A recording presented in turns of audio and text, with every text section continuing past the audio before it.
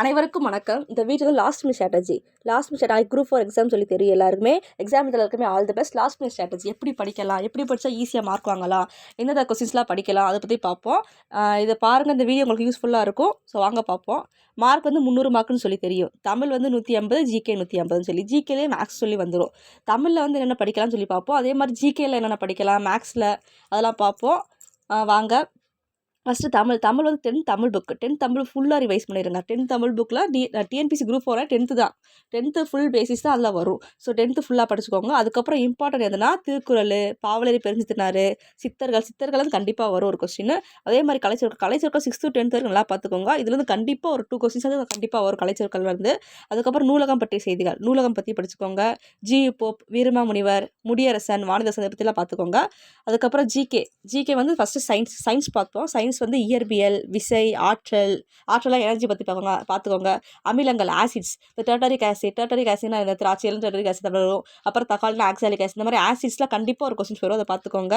அதுக்கப்புறம் சுற்றுப்புற சூழல் வந்து கண்டிப்பாக வரும் கொஸ்டின் வரும். ஸோ பார்த்துக்கோங்க. நெக்ஸ்ட்டு கரண்ட் அஃபேர்ஸ் வந்து தேசிய சின்னங்கள், மயில், யானை அப்படிலாம் வரணும். தேசிய சின்னங்கள் அதை பார்த்துக்கோங்க. விளையாட்டு செய்திகள், விளையாட்டு வந்து கண்டிப்பாக இப்போ யார் ஐபிஎல் அடித்தா, போன வருஷம் கேர்ள்ஸ் ஐபிஎல், அந்த மாதிரி கொஸ்டின்ஸ்லாம் கண்டிப்பாக வரும். விளையாட்டு செய்திகள் அது பார்த்துக்கோங்க.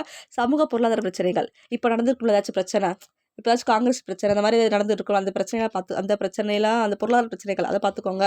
நெக்ஸ்ட்டு புவியியல் வந்து ஜாக்ரஃபியில் வந்து ஆறுகள் தான் ரொம்ப ரொம்ப இம்பார்ட்டன்ட். தீபகற்ப ஆறுகள் ஒரு டாப்பிக்கே கொடுத்துருப்பேன், நான் வீடியோ போய் பாருங்கள். தீபகற்ப ஆறுகள் அதில் வந்து கண்டிப்பாக ஒரு கொஸ்டின்ஸ் வந்தே ஆகும், தீபகற்ப ஆறுகள்னு சொல்லி. அதுக்கப்புறம் இந்தியாவின் மக்கள் தொகை அடர்த்தி, எவ்வளோ மக்கள் தொகை அடர்த்தி இருக்குது, அதை பற்றி கேட்பாங்க. நெக்ஸ்ட்டு வந்து வரலாறு வந்து ஹிஸ்ட்ரியில் வந்து சிந்து சமவெளி, குப்தர்கள், முகாலயர்கள், டெல்லி சுல்தான், மராட்டியர்கள், இது வந்து கண்டிப்பாக 2 கொஸ்டின் வந்தே ஆகும். இது சும்மா ரிவைஸ் மட்டும் பண்ணிக்கோங்க. இப்போ நான் சொல்கிறது எல்லாமே ரிவைஸ் பண்ணுங்கள், ஸோ படிக்காதீங்க. நீங்கள் ஆல்ரெடி படிச்சிருப்பீங்க, அதை ரிவைஸ் பண்ணிக்கிட்டே வாங்க அப்படியே. நெக்ஸ்ட்டு இந்திய ஆட்சியில் வந்து பாலிட்டி இந்திய அரசியல். இந்திய அரசியல் எப்படி உருவாச்சு, அந்த முகவுரை அதெல்லாம் பார்த்துக்கோங்க. அதுக்கப்புறம் விதிகள், அட்டவணைகள், இதெல்லாம் இம்பார்ட்டன்ஸ். விதிகள் வந்து கண்டிப்பாக ஒரு 2 கொஸ்டின்ஸ் வரும். அந்த அரசு நிறுவனத்துக்கு கோட்பாடுகள், அடிப்படை கடமைகள், அடிப்படை உரிமைகள் அதெல்லாம் வரும்ல, அது கண்டிப்பாக பார்த்துக்கோங்க. நெக்ஸ்ட் அட்டவணை 12 அட்டவணை இருக்குன்னு சொல்லி தெரியும். அந்த 12 அட்டவணையும் படிச்சுக்கோங்க. நெக்ஸ்ட்டு வந்து இந்திய பொருளாதாரம் எக்கனாமிக்ஸ் வந்து 5ஆம் திட்ட மாதிரிகள், 5ஆண்டு திட்டங்கள், இதுலேருந்து கண்டிப்பாக 5ஆம் திட்டங்கள் வந்து கண்டிப்பாக ஒரு கொஸ்டின் வந்தே ஆகும். 10th சோசியல் புக்கில் இருக்குது. 10th சோசியல் புக்கில் எக்கனாமிக்ஸில் அந்த லெசனில் இருக்குது, பார்த்துக்கோங்க. 5ஆம் திட்டம் கண்டிப்பாக ஒரு கொஸ்டின் வரும், பார்த்துக்கோங்க. திட்டக்குழு, நிதி ஆயோக், ஜிஎஸ்டி பற்றி கண்டிப்பாக ஒரு கொஸ்டின் வரும். மக்கள் தொகை, கல்வி, வேலை, மக்கள் தொகை வந்து எவ்வளோ அதிகமாச்சு, எவ்வளோ குறைஞ்சி, அதே மாதிரி கல்வி வந்து அதிக உள்ள மாநிலம் இது, குறைந்த உள்ள மாநிலம் இதெல்லாம் கேட்பாங்க. அதே மாதிரி பர்சன்டேஜ்னு சொல்லி கேட்பாங்க, பர்சன்டேஜ்னு சொல்லி வரும், அதுவும் பார்த்துக்கோங்க. இந்திய தேசிய இயக்கம்னா இந்திய தேசிய காங்கிரஸ் பற்றி சொல்கிறது, வஉசி, பிஆர் அம்பேத்கர், பகத்சிங், தந்தை பெரியார் பற்றிலாம் பார்த்துக்கோங்க. இதெல்லாம் இம்பார்ட்டன்ஸு. சும்மா ரிவைஸ் மட்டும் பண்ணிக்கோங்க, அதுவே போதும். அதுக்கப்புறம் திறனறிவு, மனக்கணக்கு அறிவும், அதாவது மேக்ஸ் வந்து சுருக்குதல், சிம்பிளிஃபிகேஷன் பார்த்துக்கோங்க.